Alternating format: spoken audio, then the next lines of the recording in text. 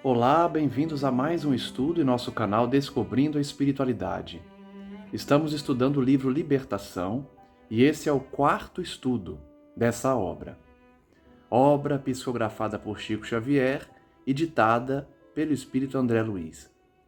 Hoje vamos continuar o capítulo 2, intitulado A Palestra do Instrutor, em que um instrutor gúbio está ensinando a André Luiz e a equipe socorrista os detalhes sobre as próximas missões envolvendo a legião de espíritos que vagueiam após a morte na crosta terrestre, inspirando os homens para o mal.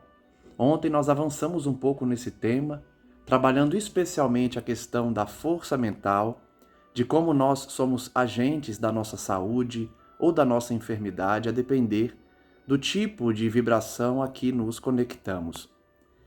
Também aprendemos que nós podemos escolher as nossas companhias espirituais conforme a nossa sintonia, a nossa forma de ver o mundo, de agir, de realizar escolhas e conectar a nossa casa mental com as pessoas encarnadas ou desencarnadas e, por consequência, ditando o nosso futuro também no plano espiritual. Hoje vamos prosseguir o livro e veremos que mais lições André Luiz vai aprender com essa palestra e com a influenciação que ele está verificando dessas forças do mal dedicadas à crueldade. No último estudo, nós analisávamos essa última informação que o instrutor deu a André Luiz em relação à recuperação dos espíritos caídos. Ele descreve a situação deles como espíritos que dominam os outros, escravizam pela culpa os espíritos endividados, mas que, aos poucos, a espiritualidade superior consegue resgatá-los, porque faz nascer no coração deles o arrependimento e, pouco a pouco, eles vão entendendo que o melhor caminho é realmente servir ao bem. E assim eles vão sendo reajustados e aceitando o supremo bem, que vai trazendo eles para o reajustamento também nas suas encarnações, impulsionando inclusive o progresso onde eles renascem, porque são espíritos inteligentes, mas que acabaram optando pelo mal e atrasando a sua evolução. Mas eles conseguem contribuir com a sociedade por meio das suas conquistas pessoais, ainda que tenham se dedicado ao mal por muito tempo. Quando despertam, vão reajustando esse caminho, praticando o bem pouco a pouco, enquanto espiam. Impôs ligeira pausa às elucidações e em seguida prosseguiu noutro rumo. Semelhante realidade obriga-nos a meditar na extensão do serviço espiritual em todos os ângulos evolutivos. Educação para a eternidade não se circunscreve à ilustração superficial de que um homem comum se reveste, sentando-se por alguns anos num banco de universidade. Então vejam que agora o instrutor vai trabalhar como recuperar esses espíritos rebeldes.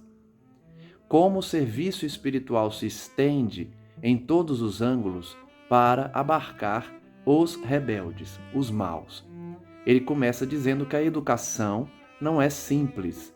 A educação leva tempo. Não é apenas aquela educação que a gente entra na faculdade, fica alguns anos e sai com um diploma. É obra de paciência nos séculos.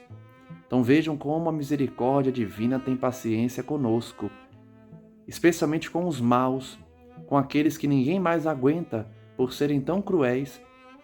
A misericórdia divina tem paciência e espera por séculos que esses espíritos se recuperem também. Se árvores existem, assinaladas por centenas de anos, dentro das finalidades a que se destinam, que dizer dos milênios reclamados por uma individualidade, no capítulo da própria sublimação?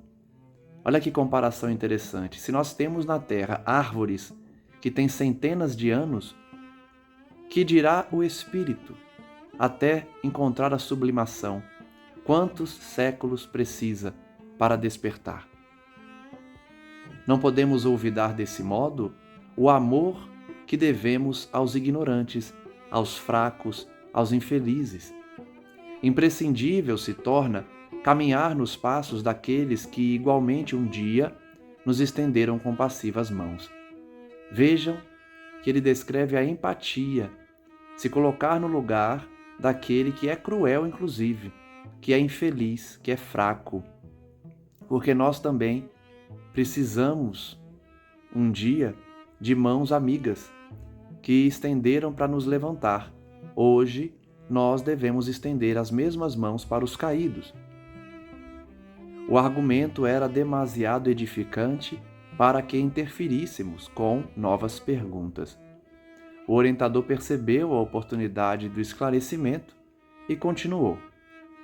Os átomos que integram a hóstia de um templo são, no fundo, iguais àqueles que formam o pão pobre de uma penitenciária.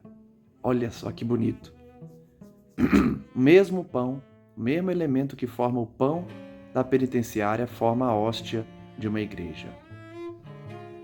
Dando essa imagem figurada para fazer a gente entender que todos têm a potencialidade para o bem.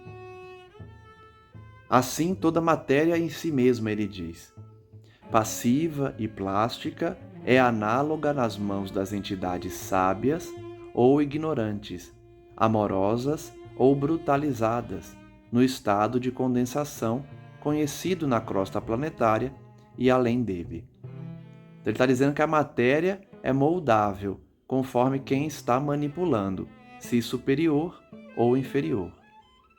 Em razão disso, são compreensíveis as transitórias construções levantadas em nosso plano por criaturas desviadas do bem. Ele está falando de manipulação da matéria, não somente na Terra, mas no plano espiritual. Construções levantadas no plano astral que são transitórias, tanto em colônias quanto em vilas das trevas.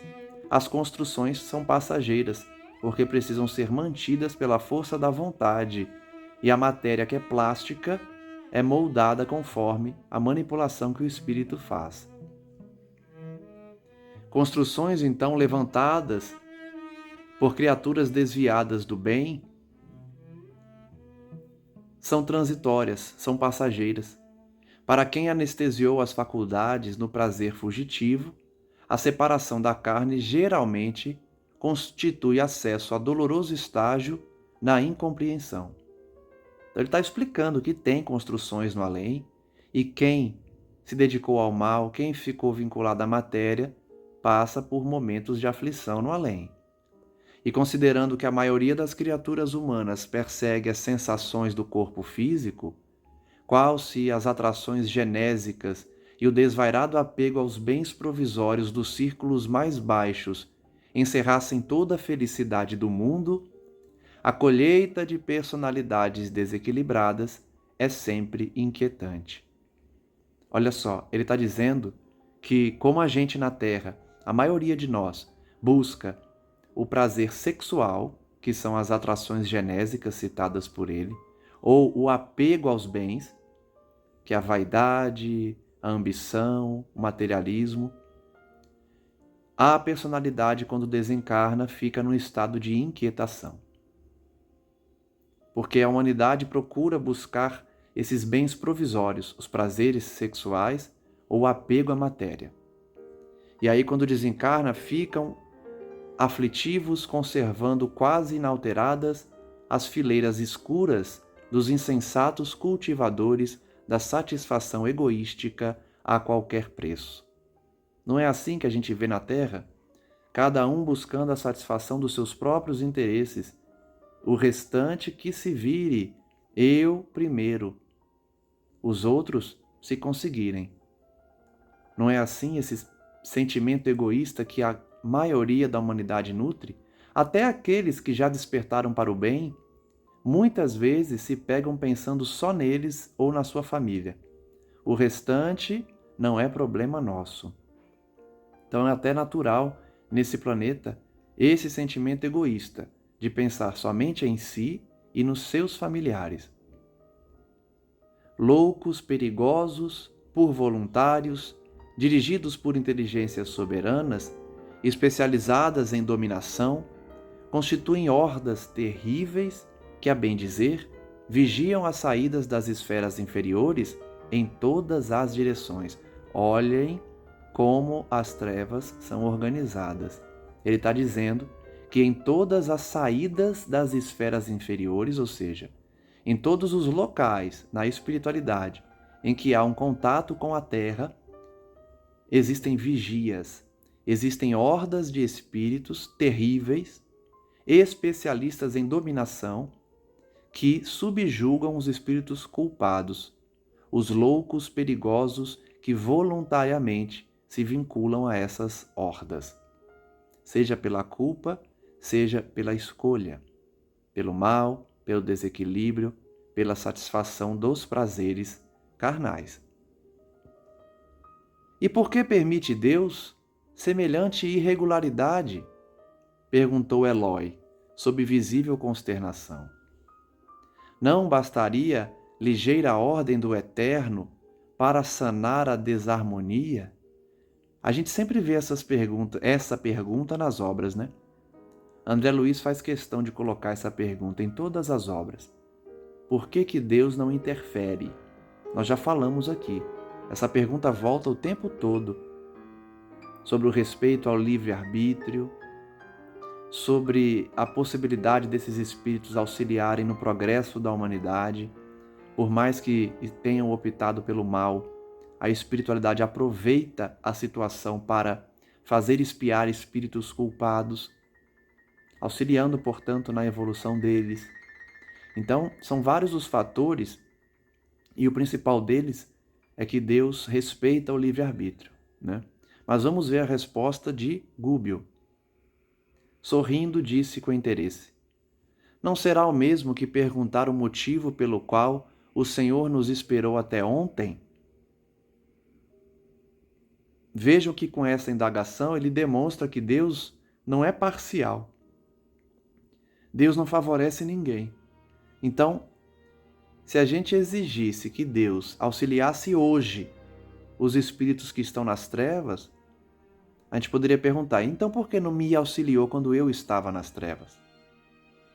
Justamente por sua lei ser perfeita, de igualdade, de isonomia, Deus não trata ninguém como privilegiado. Todos recebem o mesmo tratamento. Então não faz sentido exigir que ele ajude hoje os espíritos que estão mergulhados no erro, sendo que milhões e milhões de espíritos já estiveram mergulhados no erro e Deus não interferiu. Acreditaremos em paraísos miraculosos? Indaga o instrutor Gúbio. Não sabemos, porventura, que cada homem se sentará no trono que levantou ou se projetará ao fundo do abismo que preferiu? Olha o respeito ao livre-arbítrio aí. Olha a construção dos nossos destinos por nossas próprias escolhas. Cada um senta no trono que prefere, que levanta.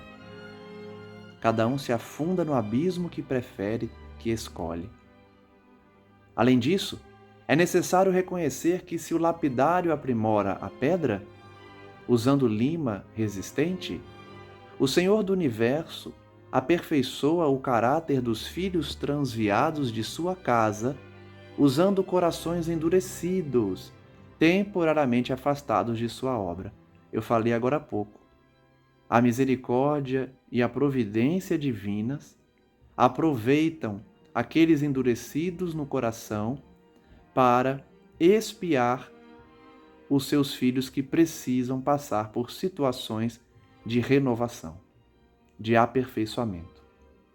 Eu já comentei aqui que para o materialista, para quem não acredita, essa visão pode parecer injusta ou de trazer um Deus mau, um Deus que pune seus filhos, permitindo que a maldade construa os caminhos de dor. Mas para quem tem uma visão espírita desenvolvida, entende que quem sofre não está pagando uma dívida indevida, está respondendo por algo que fez, muitas vezes pior, mas Deus permite que a pessoa passe por uma expiação, ainda que dolorosa, para o seu aperfeiçoamento. Isso é da lei, lei de causa e efeito. Nós respondemos por aquilo que plantamos. Então, ele diz aqui o que eu disse agora há pouco, né? Deus aproveita esses corações endurecidos para aperfeiçoar os filhos transviados, ou seja, esses transviados passam por sofrimentos causados pelos de coração endurecido e acabam se aprimorando. Nem sempre o melhor juiz pode ser o homem mais doce, demonstrando que espíritos superiores, eles não podem descer à terra e infligir dor aos que precisam passar pela expiação. Então Deus se utiliza dos que ainda estão atrasados para que essa dor seja imposta a quem necessita expiar, a fim de que desperte, a fim de que se aprimore e principalmente consiga ter paz de consciência por ter sofrido algo que fez outros passarem no passado. É um raciocínio complexo, difícil para algumas pessoas, mas não há dúvidas de que Deus se utiliza sim daqueles que ainda escolhem o mal para aplicar a sua lei de ação e reação junto daqueles que precisam expiar. E aí está a explicação das guerras, do sofrimento que os judeus passaram, por exemplo, na Segunda Guerra, na Primeira, no sofrimento que todos passam durante conflitos armados, seja em Gaza, seja na Síria, enfim, em todo lugar que há guerra. Não é Deus que provoca a guerra, são os homens. Porém, a providência divina utiliza esses corações endurecidos para promover expiações coletivas, para aqueles que precisam passar pelo sofrimento para se renovarem e se reajustarem. Porque o juiz, que é um homem doce, não consegue aplicar penas severas. Algumas dessas penas precisam ser aplicadas por homens de coração endurecido. Por isso Deus permite. Faz parte da sua lei, onde todos colaboram, ainda que equivocados, que também responderão um dia. Pelo livre-arbítrio que Deus respeita, eles acabam servindo também como um braço da justiça divina. Qualidades morais e virtudes excelsas não são meras fórmulas verbalistas. Então, virtude é conquista do coração, não adianta só verbalizar. São forças vivas. Sem a posse delas, é impraticável a ascensão do espírito humano. A gente só se eleva adquirindo virtudes. Eu já disse aqui, não é? Que é característica do planeta de regeneração ter empatia. E para ter empatia, precisa praticar a caridade. Não é por outro motivo que os espíritos ensinaram a Kardec e a todos nós. Fora da caridade não há salvação. Para nos salvarmos, é necessário praticar o bem, a fim de adquirir virtudes. E agora vemos Gúbio confirmar isso. Não é possível evoluir, ascender espiritualmente, elevar-se espiritualmente sem virtude, sem adquirir virtudes. Personalidades vulgares apegam-se à salvaguarda de recursos exteriores e neles centralizam os sentimentos mais nobres, prendendo-se a fantasias inúteis. Então, toda vez que a gente foca no exterior, que a gente centraliza nossos sentimentos na ilusão, perdemos tempo.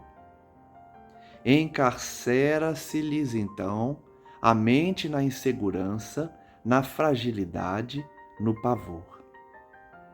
O choque da morte imprime-lhes tremendos conflitos à organização perispirítica, veículo destinado às suas próprias manifestações no círculo novo de matéria diferente a que foram arrebatadas.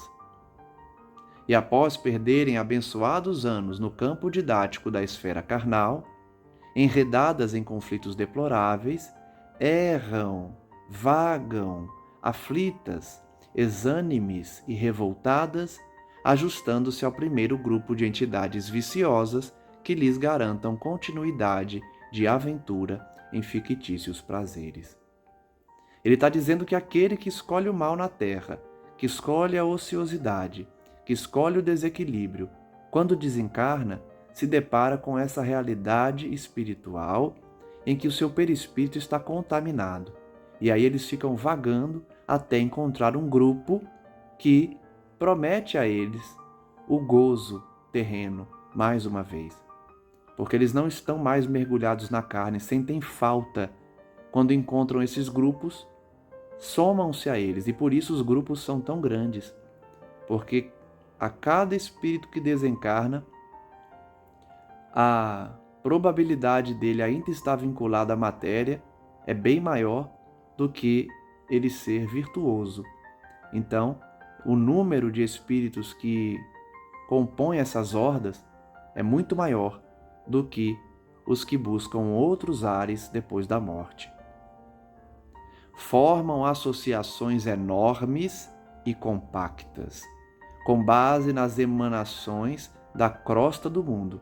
Vejam que as legiões são inspiradas pela manifestação dos encarnados, pelo fluido que a gente emana, pelos pensamentos que nós jogamos na atmosfera. Isso estimula essas associações da sombra. Por isso que o nível evolutivo do planeta é compatível com o nível evolutivo dos seus habitantes. A quantidade de legiões trevosas é proporcional à nossa inferioridade na Terra. Quanto mais inferior, maior o grupo. Onde milhares de homens, aliás, milhões de homens e mulheres, lhes sustentam as exigências mais baixas. Olha que jogo de palavras interessante que ele usa. Essas legiões exigem sensações. Exige de quem? Dos encarnados. E a maioria dos encarnados paga esse preço. Dão o que eles exigem, que são as emanações inferiores, as aventuras sexuais, a drogadição, o vício, o crime. Toda vez que um encarnado se dedica ao mal, se entrega ao vício, não vigia, não ora, ofende o outro, pratica violência, está pagando um preço para essas legiões. Está fornecendo a eles a energia que eles exigem dos encarnados. Está sintonizando com essas legiões trevosas. Fazem vida coletiva provisória à força de sugarem as energias da residência dos irmãos encarnados. Montam grupos provisórios para sugar a energia das residências dos que sintonizam com eles, qual se fossem extensa colônia de criminosos vivendo a expensas de generoso rebanho bovino. Olha que imagem forte! É como se nós encarnados fôssemos um rebanho, e esses criminosos, essas legiões de espíritos inferiores, guiam esse rebanho, sugam a energia desse rebanho, que paga as suas exigências, como eu falei. Importa ponderar, contudo, que o homem explora a vaca menos consciente e incapaz de ser julgada por delito de conivência, ao passo que na esfera humana o quadro apresenta outro aspecto. Olha o que ele está falando, ele está dizendo que a vaca, quando a gente explora um rebanho, a vaca não tem culpa nenhuma por ser conivente com a nossa ação. Mas, quando nós, seres conscientes, somos coniventes com essas legiões das trevas, a nossa responsabilidade é muito maior do que a do animal. E isso faz todo sentido, né?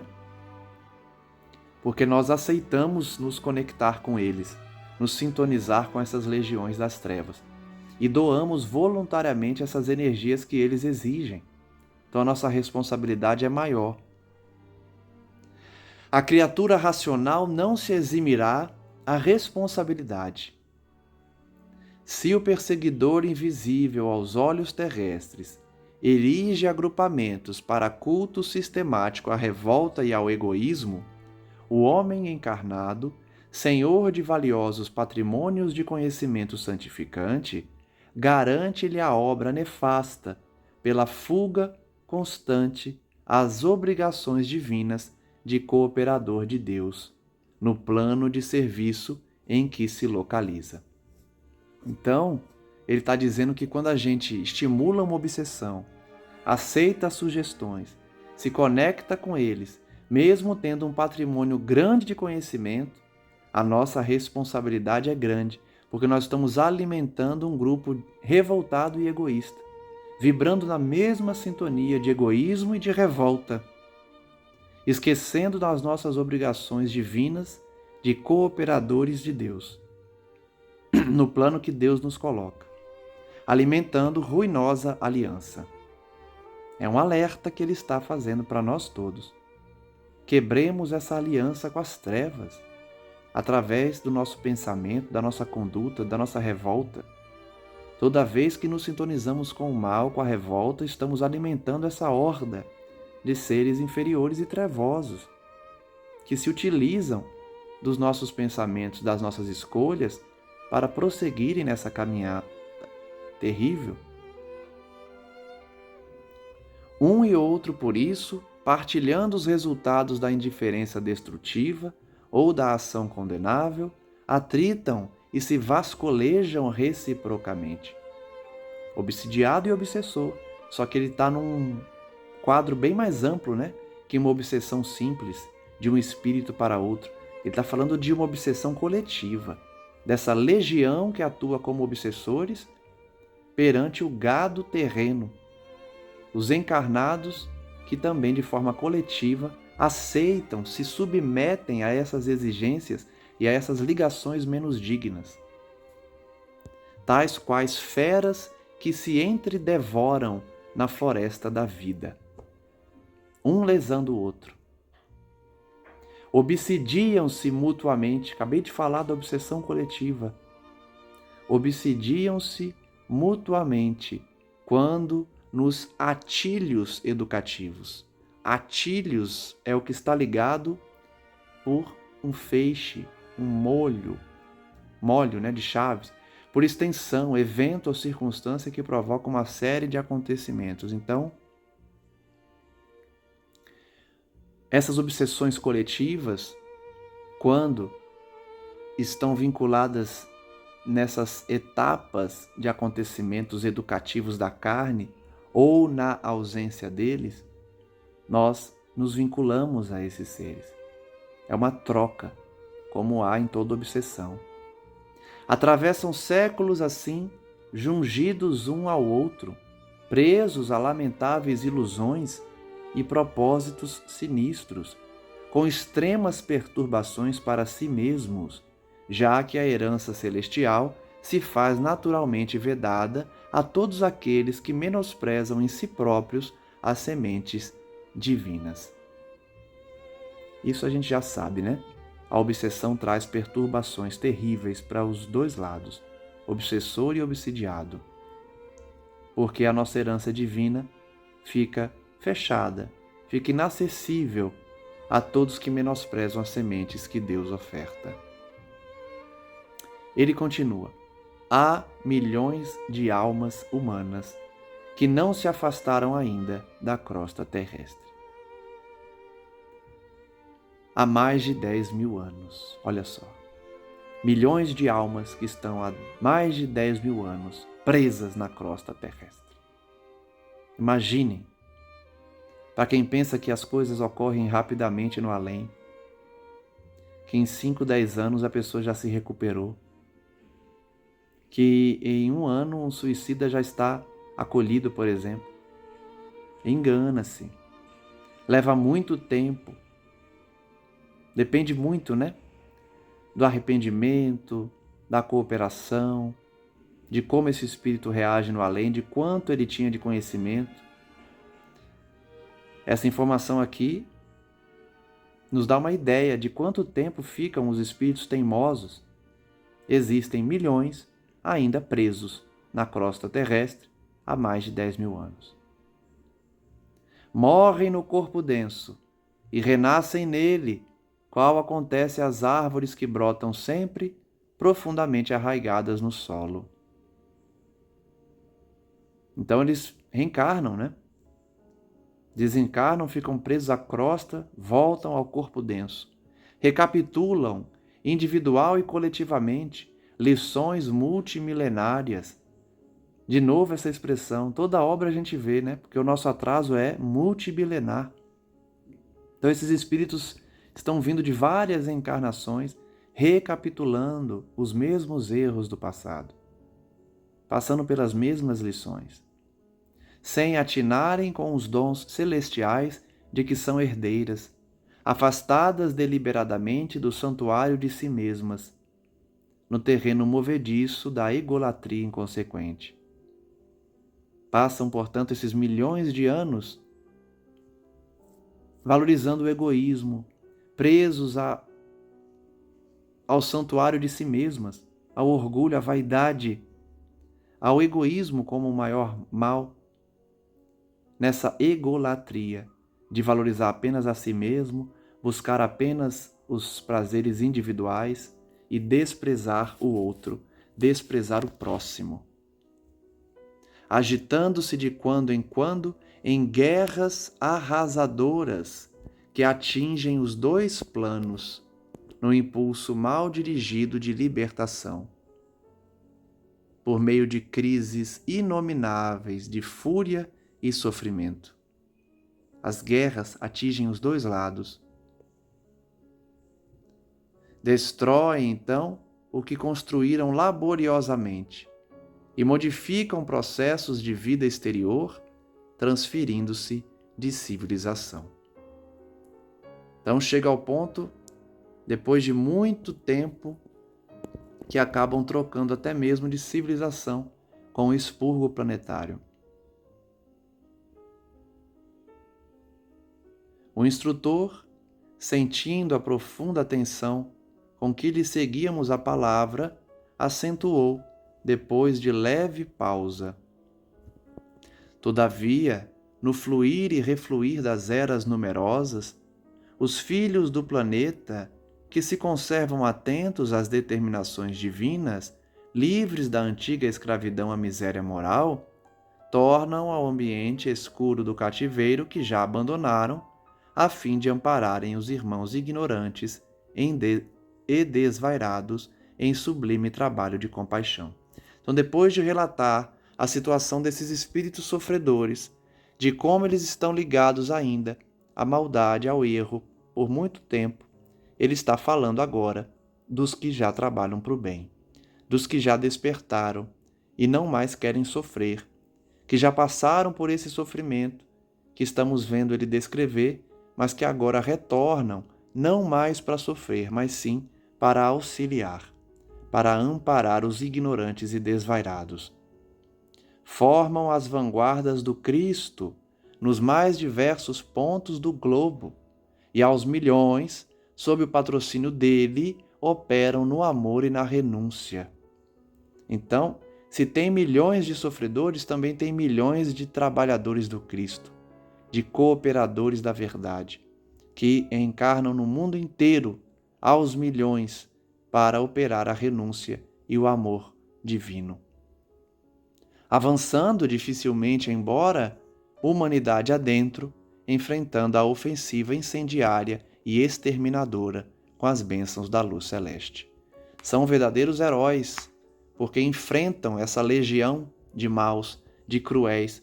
Muitas vezes sofrem nas mãos deles, mas sempre amparados pela mão do Divino, que enviou eles em missão socorrista. A exposição não podia ser mais clara. Eloy, contudo, observou assombrado. Quem diria, na terra, nosso velho domicílio, que a vida infinita se estenderia assim, estranha e ameaçadora? Vejam que não adianta se tornar espírito desencarnado para compreender toda a verdade. Eles estão desencarnados e não imaginavam que havia tanto sofrimento e tantas legiões envolvendo a crosta terrestre. Sim, concordou o orientador. Porém, a ortodoxia no mundo costuma ser o cadáver da revelação. Olha que frase! Mais uma frase para a gente emoldurar. A ortodoxia do mundo costuma ser o cadáver da revelação. O que isso quer dizer? Que o dogmatismo da igreja impede a revelação. Eles não aceitam. O Espiritismo veio auxiliar nisso, né? Revelar a verdade a todos os homens e não se fechar nas igrejas, nos livros, no latim, escondendo do povo as verdades eternas. A revelação, portanto, precisa ser libertada da ortodoxia, do dogmatismo. Argumentos teológicos de milênios obstruem os canais da inteligência humana quanto às realidades divinas. Então vejam que até os espíritas muitas vezes não sabem dessa realidade porque não estudam. Mas a verdade está aí, está nas obras. Os irmãos de outras religiões sequer pensam nessa realidade, não aceitam, têm medo, porque os seus líderes não ensinam isso, não revelam o que acontece no plano espiritual. Mas a criatura prosseguirá na tarefa de autodescobrimento. Mesmo que as religiões não divulguem, a criatura busca o autoconhecimento, o autodescobrimento. A força mental, na luta comum, permanece restrita ao círculo acanhado da personalidade egoística. Então ele volta para o tema força mental. E veja que ele repete que todos possuem, né? Todos têm essa centelha divina com a potência criadora, a força da vontade, a força mental que imprime ao pensamento uma energia de deslocamento. Porém, na Terra, a força mental é usada somente para fins egoístas, fins egoísticos. O indivíduo pensa somente em si e utiliza toda a sua força apenas para se beneficiar. Essa é a realidade do uso da força mental na Terra. Copiando o molusco algemado à concha, ou seja, o indivíduo pensa só nele mesmo. E sabemos que semelhante energia, ou seja, a força mental, patrimônio eterno com que nos sublimamos ou viciamos, emite raios criadores sobre a matéria passiva que nos cerca. Ele volta a falar de como a matéria plástica se molda com o poder da nossa vontade. A força mental pode criar para o bem ou para o mal. A força mental ela não é boa ou má por natureza. Quem dá a destinação da força mental é o indivíduo. Ela é uma potência. Você pode usar ela para o mal ou para o bem. A força mental pode direcionar tanto para o erro quanto para o acerto. A criação derivada da força mental pode ser equilibrada ou desajustada. Esses raios criadores incidem sobre a matéria passiva e ela é moldada conforme a vontade de quem está emitindo esses raios, dependendo de nós, a direção que venha a tomar. Se milhões de raios luminosos formam um astro brilhante, que é o Sol, é natural que milhões de pequeninos desesperos integrem um inferno perfeito. Olha que frase! Se milhões de raios luminosos formam o Sol, milhões de pequenos desesperos formam o inferno. Então, o inferno nada mais é que a emanação da força mental em desequilíbrio, em dor e em maldade. Milhões de mentes criando por meio da vontade e direcionando a força mental para o desespero, a dor e a crueldade, formando assim os infernos. Por isso que o Espiritismo ensina que o inferno não é como está nas descrições teológicas, mas sim na mente do indivíduo, porque é a força mental dele que cria esse cenário de sofrimento. Herdeiros do poder criador, olha só o que a gente está falando já há um tempão. Co-criadores, herdeiros de Deus, recebemos essa centelha divina e esse poder de formar e de construir. Somos herdeiros do poder criador do divino, co-criadores, em potência ainda pequena, mas que pode ser desenvolvida. Geraremos forças afins conosco, onde estivermos. Depende apenas da nossa vontade para direcionar essas forças criadoras, o que também define as nossas companhias espirituais. Não será tudo isso perfeitamente inteligível? Não faz sentido tudo isso? Não é lógico pensar assim? É por esta razão que o Senhor mandou constar no livro divino o seu aviso celestial. Eis que estou à porta e bato. Jesus bate à nossa porta. Nós temos que ter a vontade de abri-la. Se alguém abre a porta viva da alma, haverá realmente o colóquio redentor entre mestre e discípulo. Se nós abrirmos essa porta mental para Cristo, nós vamos dialogar com Ele. O coração é tabernáculo e a sublimação das potências que o integram é a única via de acesso às esferas superiores. Sublimar potências, sublimar nossas forças mentais, para poder avançar e acessar as forças superiores. O devotado orientador fixou o gesto de quem dava término oportuno às explicações, sorriu benévolo e interrogou: qual de nós cometeria o absurdo de exigir voo ao balão cativo? A mente humana, enraizada nos interesses mais fortes da Terra, não detém outro símbolo.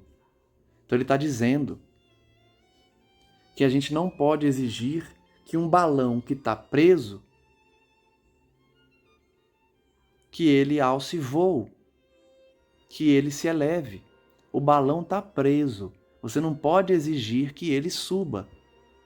E aí ele diz que o mesmo acontece na Terra com a mente humana. A mente humana enraizada na matéria é como um balão preso. A gente não pode exigir que ele suba. Essa mente não vai subir. É com o tempo. Calamo-nos, atendidos em nossa fome de elucidações. Colhéramos ali, na conversação de alguns minutos, precioso material de observação para longo tempo. Prosseguíamos agora em silêncio, estáticos ante a beleza imponente da noite, maravilhosamente constelada. Vento brando sussurrava cânticos sem palavras na folhagem leve, e grupos de amigos que nos defrontavam de instante a instante mostravam no olhar a mesma doce felicidade que transbordava do arvoredo florido. Eles então ficaram quietos, depois de tanto aprendizado, apreciando o local. E assim, banhados em comoções inesquecíveis, buscamos o santuário em que receberíamos instruções para serviço próximo, inundados de confiança e alegria, na posição de trabalhadores jubilosos que caminhassem contentes para a luta, como se avançassem felizes para uma festa de luz.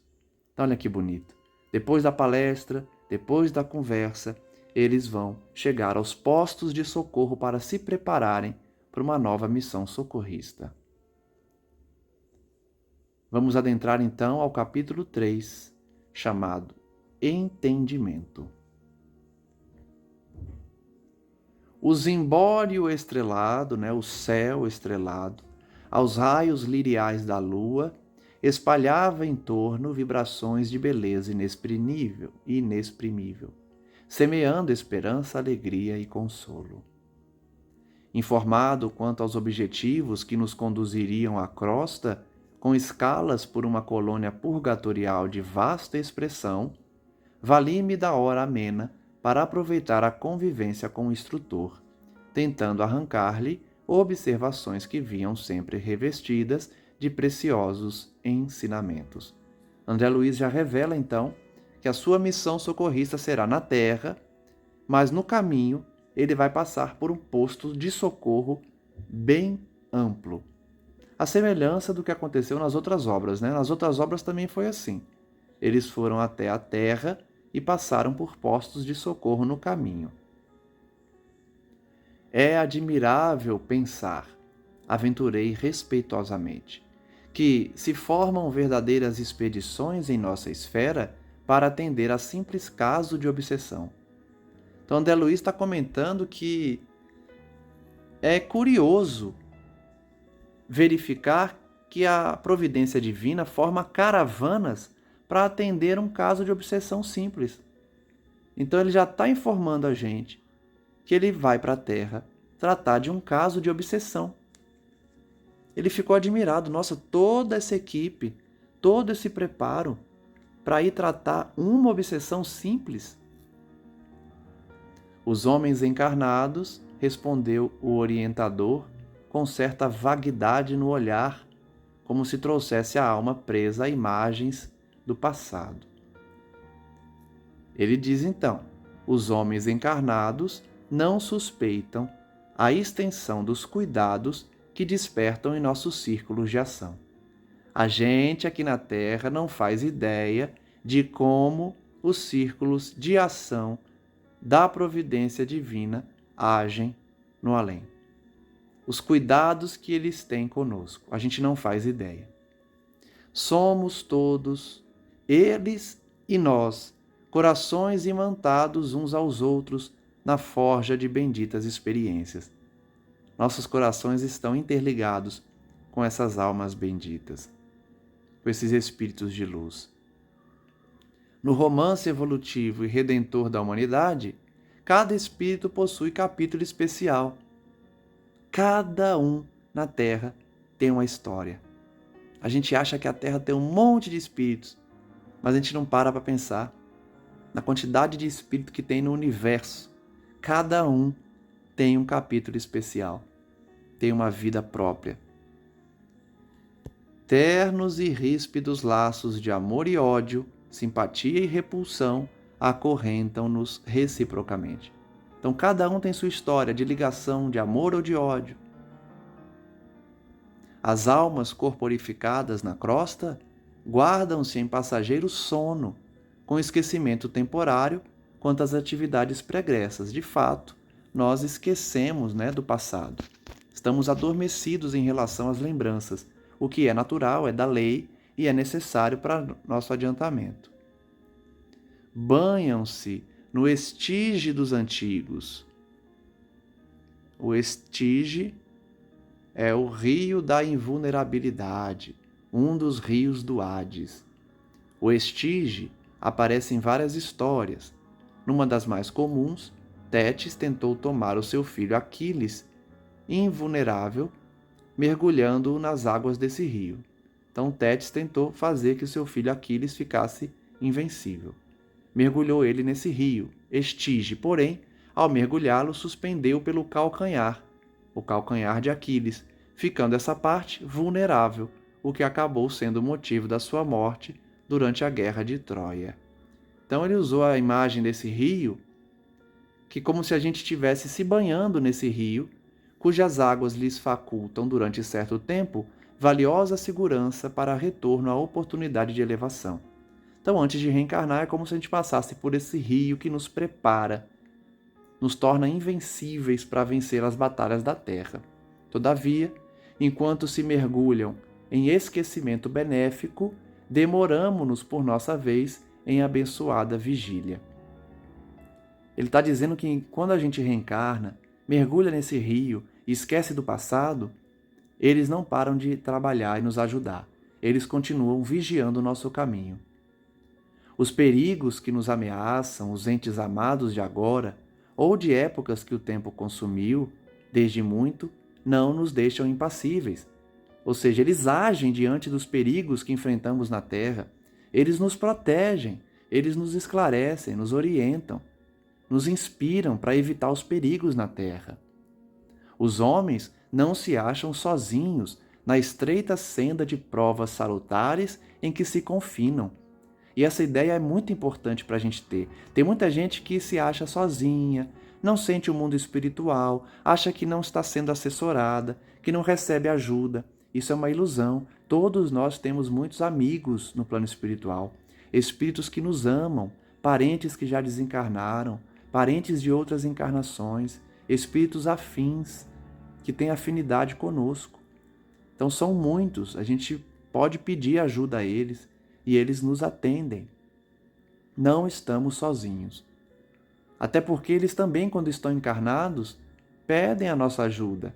Quando a gente troca de lado, né? Quando voltamos ao plano espiritual e temos amigos encarnados, a gente também ajuda eles.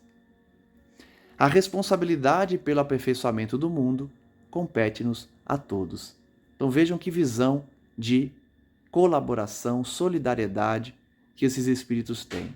Nos ajudam porque têm consciência de que a evolução só se faz de forma coletiva.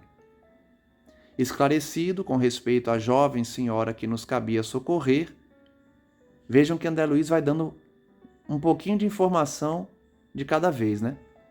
Ele já falou que ele vai para a Terra e vai passar por um posto de socorro. Depois ele falou que é um caso de obsessão. Agora a gente já sabe que ele vai ajudar uma jovem senhora. A enferma, a cuja assistência fomos admitidos, está, por exemplo, em vosso passado espiritual? Então, seguindo esse raciocínio de que nós temos entes queridos no além, André Luiz pergunta, essa moça que a gente vai ajudar, está ligada a você? Sim, confirmou Gúbio, humilde. Mas não fui designado para servir no caso de Margarida, então está revelado o nome dela. A doente que nos compele a breve expedição do momento, apenas porque houvesse sido minha filha em eras recuadas. Então ele está explicando que eles não estão indo ajudar a Margarida porque ela foi filha de Gúbio. Não é por isso.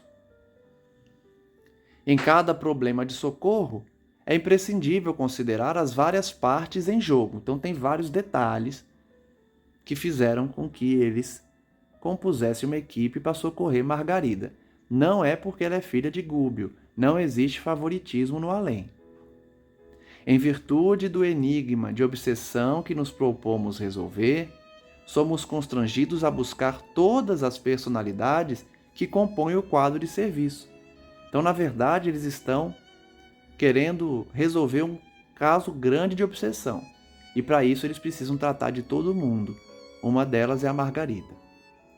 Perseguidores e perseguidos entrelaçam-se em cada processo de auxílio, em grande expressão numérica.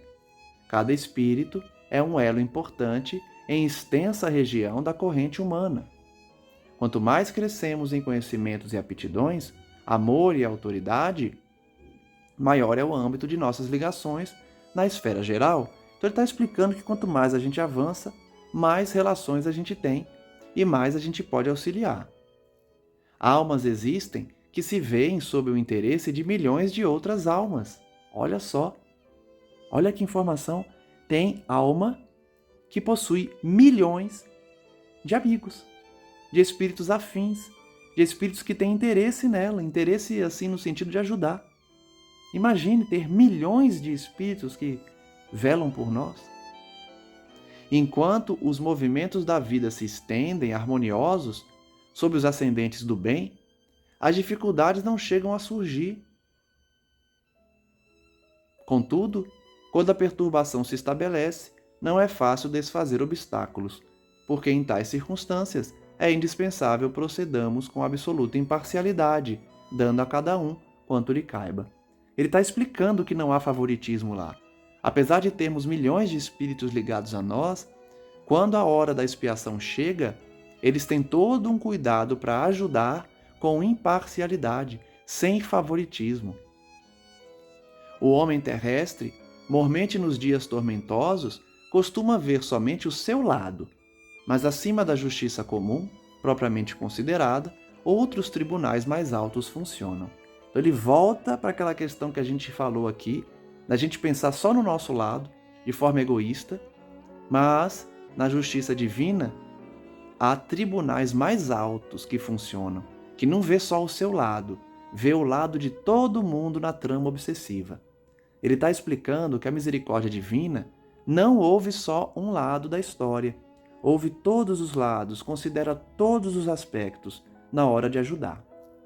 Em razão disso, todos os casos de desarmonia espiritual na Terra movem aqui extensa rede de servidores. Olha só, toda desarmonia na Terra movimenta espíritos servidores. Olha quantos espíritos servidores tem. Porque são infinitas desarmonias na Terra, cada uma delas gera um movimento no além, que passam a tratá-los sem inclinações pessoais, sem favoritismo, sempre prevalecer uma pessoa ou alguém receber prioridade. Não tem favoritismo.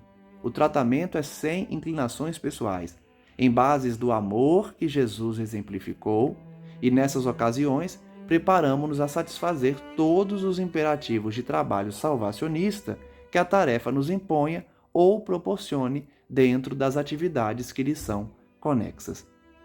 Então, todo esse parágrafo foi para demonstrar que o auxílio deles é conforme Cristo ensinou, ou seja, sem favoritismo, sem benefícios pessoais. Não é porque é filho de fulano, filho de ciclano, filha de Gúbio, não. Está tratando todo mundo. Todos os envolvidos na trama obsessiva são tratados. Todos são ouvidos. Não ouve só um lado. Não favorece ninguém. E assim encerramos mais um estudo refletindo sobre a importância de entendermos como funciona a justiça divina, principalmente em relação ao socorro, à assistência, ao envolvimento que os Espíritos nos dão, para que tenhamos essa consciência de que a espiritualidade se movimenta para nos auxiliar. Esperam de nós apenas a sintonia, a vibração, que nos conectemos com eles, para que possamos receber esse auxílio. Reflitamos então sobre os ensinamentos do estudo de hoje, lembrando sempre que a providência divina não nos abandona e cria essas equipes socorristas para nos socorrer, para nos ajudar, sem favoritismo, sem prevalências pessoais, mas sim no exercício da caridade pura, conforme Cristo ensinou, que ajudou a todos, não importando o seu credo, sua posição social, o seu passado, nem as suas escolhas. Imitemos, portanto, Cristo, auxiliando aqueles que nos cercam e conscientes de que a espiritualidade não nos abandona, enviando seus missionários, enviando aqueles que já passaram pelo sofrimento e que têm simpatia por nós. Agradecemos então a todos que nos acompanham, mas especialmente agradecemos à equipe espiritual que não nos abandona, que sempre está conosco, que nos inspira, que nos aponta o melhor caminho, que nos resgata quando estamos caídos no erro, estendendo as suas mãos iluminadas para que nos levantemos também. Sejamos, portanto, gratos à misericórdia divina por enviar esses amigos que nos auxiliam. E entremos em sintonia com eles a cada dia, por meio dos nossos pensamentos, das nossas atitudes, das nossas palavras e da nossa conduta, a fim de que possamos receber toda a inspiração, todo o acompanhamento em nossa existência para não mais errarmos. Graças damos, Senhor Jesus, a Ti hoje e sempre. E rogamos especialmente àqueles que ainda não despertaram, para que possam, pouco a pouco, mudar a sua conduta e buscar o lado espiritual, conscientes de que a vida na Terra é passageira, que essa existência durará apenas alguns anos, sendo a verdadeira pátria, a espiritual, aquela a que precisamos nos preparar para o retorno. Que possamos estar despertos com essa consciência lúcida, a fim de passarmos por um processo mais condizente com o equilíbrio aqui na Terra e, quando chegar a nossa hora, podemos despertar com o coração iluminado no além. Enquanto estamos aqui, que busquemos a palavra do Cristo para resolver nossas problemáticas, buscando essa inspiração também nos amigos espirituais, conscientes de que eles nos trazem as respostas a depender da nossa sintonia, da nossa escolha pelo bem. Pedimos, por fim, que Maria Santíssima, Rainha do Reino de Cristo, continue a envolver toda a terra para que essas legiões de espíritos sofredores que ainda vagueiam pela crosta possam igualmente receber a orientação, a iluminação e despertar enquanto há tempo para evitar novo degredo. Que assim seja, Senhor Jesus, graças a Deus, e que essa paz alcance a todos que estão em nossos pensamentos e a todos que estão ao nosso redor, hoje e sempre. Que assim seja, graças a Deus, e até o próximo estudo. Um forte abraço a todos.